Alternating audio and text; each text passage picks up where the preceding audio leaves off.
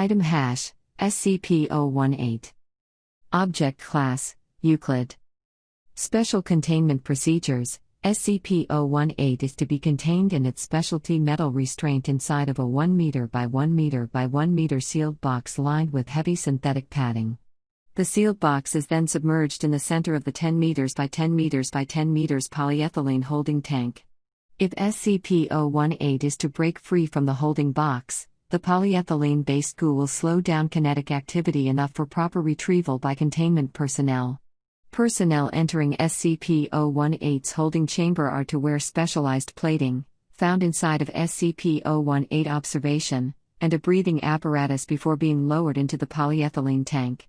If SCP-018 is loose outside of the polyethylene tank, personnel are advised to secure themselves in a separate room and close doorways or hatches to isolate SCP-018 until containment teams arrive.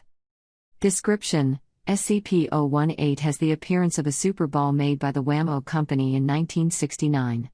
It is 6 centimeters in diameter and colored red. Found when the company was hired to clean out a warehouse that had Wham-O merchandise in it, SCP-018 was noted to be able to bounce with extreme height. At first thought to be a pleasant child's toy, SCP-018 was able to bounce with over 200% efficiency. That is, if dropped 1 meter, it would bounce 2, then 4, then 8, then 16.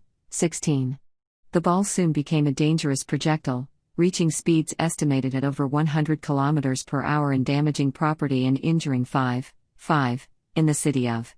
It came to a rest after several days in the nearby lake of, and was retrieved by SCP personnel.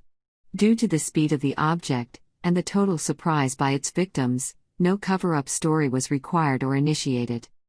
Document number 018-04, message to 05.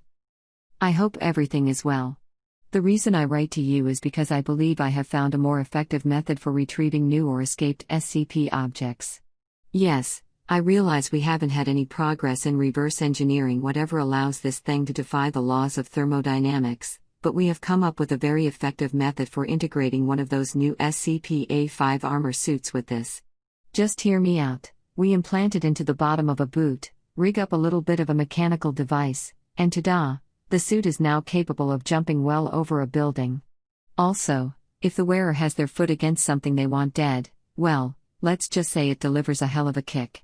All I need is permission to modify one of the pre-existing SCP-A5 suits, and you'll be able to actually capture, plus any other escaped SCP objects. Trust me, when have I let you down in the past? Dr. Document number 018-06, Letter to Dr. Upon assignment, Agent was issued your modified SCP-A5 armor in retrieving SCP, and the results are mixed. Agent was able to place the collar onto SCP, chase it through the Amazon, and restrain it by dismemberment. However, due to a malfunction of your little mechanical device, he was launched almost a mile into the air and suffered 2 broken legs, 7 broken ribs, a missing arm, and a skull fracture upon hitting the water of lake on the way back down. You will fix that before I authorize your armor for common use. Document number 018-11, message to 05. Don't worry, it's fixed. But, I have some more ideas. If I can be granted the use of some water from SCP-006, SCP, and possibly SCP, I can deliver you a set of SCP-A5 armor and an agent that can capture any, if not all, rogue or unattained SCPs. All I'm waiting on is your approval.